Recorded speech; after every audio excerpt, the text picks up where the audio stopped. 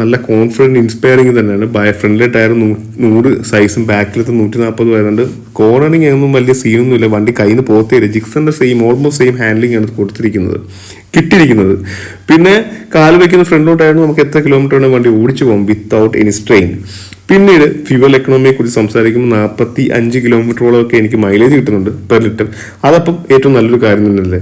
പിന്നെ ഇതിന്റെ ലുക്കാണ് പറയേണ്ടത്.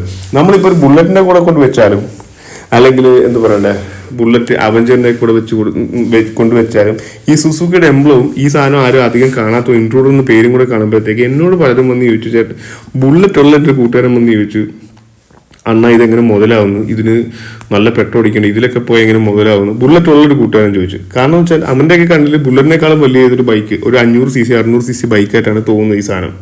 സൈഡിൽ നിന്നൊക്കെ ഉള്ള ലുക്ക് എന്ന് വെച്ചാൽ വെരി എന്താ പറയുക, കിഡിലൻ.